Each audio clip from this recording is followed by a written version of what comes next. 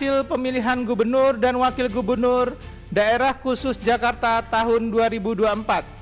Ketua, kami mundur dari sidang. Terima kasih. Ya, terima kasih Bang. Silahkan. Baik, terima kasih Pak Ketua. Penetapan hasil rekapitulasi pemilihan Kepala Daerah DKI Jakarta yang diumumkan KPU DKI pada hari Minggu kemarin diwarnai aksi walkout dari tim pasangan calon nomor urut 1 RK Suswono. Oke. Perwakilan dari tim paslon RK Suswono keluar ruangan di tengah penetapan hasil Pilkada DKI. Tim Ridho menyatakan keberatannya atas hasil penetapan perolehan suara Pilkada 2024. Tim RK Suswono menilai terdapat sejumlah faktor bermasalah dalam pelaksanaan Pilkada DKI. Salah satunya dugaan keberpihakan serta kecurangan di sejumlah tempat pemungutan suara. Potensi menurunkan kualitas terhadap pelaksanaan Pilkada di Jakarta dan mencerminkan ketidakprofesionalan KPU dalam hal ini serta Bawaslu dalam menjalankan tanggung jawab mereka baik secara moral, konstitusional maupun secara hukum. Apapun yang terjadi hari ini, kami akan melakukan proses hukum dan kami akan melanjutkan ini tentunya sesuai dengan konstitusi yang digariskan oleh undang-undang kita akan ajukan ke Mahkamah Konstitusi. Menanggapi aksi keluar ruangan atau walkout yang dilakukan saksi Ridwan Kamil Suswono, Ketua Tim Pemenangan Pramono Rano Lis Hartono atau Cak Lontong menyatakan pihaknya menghormati aksi walkout tim Ridho yang dinilai merupakan hak demokrasi. Namun Cak Lontong menegaskan sikap walkout tersebut tidak akan mempengaruhi hasil rekapitulasi suara yang telah ditetapkan KPU Jakarta.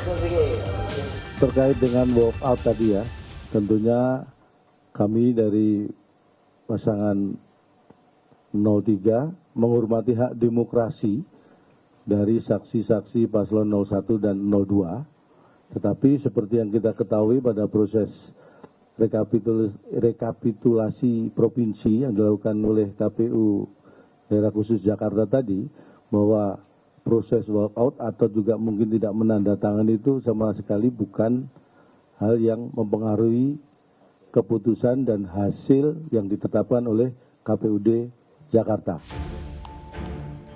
Dari hasil rekapitulasi KPU Jakarta di tingkat provinsi, pasangan nomor urut 3 Pramono Anung dan Rano Karno unggul dengan perolehan 2.183.239 suara atau 50,07%.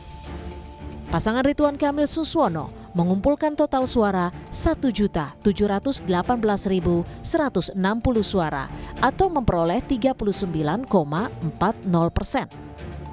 Dan pasangan Dharma Pongrekun Kunwardana memperoleh 459.230 suara atau 10,53%. Berdasarkan Undang-Undang Nomor 10 Tahun 2016, peserta pemilihan dapat mengajukan permohonan kepada MK paling lambat 3 hari kerja sejak diumumkan penetapan perolehan suara hasil pemilihan. MK memiliki waktu maksimal 45 hari untuk menggelar sidang sengketa gugatan perselisihan hasil pemilihan umum 2024 yang diajukan oleh para kontestan pilkada. Tim Liputan Kompas TV. Lalu hingga saat ini ada berapa gugatan sengketa penetapan pilkada yang masuk ke Mahkamah Konstitusi dan apa yang dilakukan tim RK Suswono ke MK? Kita sapa jurnalis Kompas TV dan Putu Trisnanda di Gedung Mahkamah Konstitusi Jakarta. Selamat petang Putu, apa urgensi kedatangan tim RK Suswono ke MK dan apakah sudah ada kepastian kapan akan mengajukan gugatan? Ya, urgensinya tentu saja supaya tidak bolak-balik ya Ibrahim dan juga saudara, karena kalau kita lihat kedatangan dari tim hukum pasangan Ridho atau Ridwan Kamil Suswono ini memang untuk berkonsultasi terlebih dahulu. Tadi disampaikan oleh kuasa hukum dari tim Ridho bahwa memang utamanya ada berkonsultasi kira-kira kelengkapan apa saja yang harus disertakan, data-data apa saja yang harus juga disertakan, berapa jumlah saksi, kemudian barang-barang bukti yang katanya sudah dikumpulkan begitu, baik foto, video ataupun juga keterangan-keterangan dari saksi-saksi di TPS pada saat proses pencoblosan, ini mekanismenya seperti apa yang kemudian bisa dibawa sebagai bukti untuk kemudian dibawa saat persidangan nanti begitu.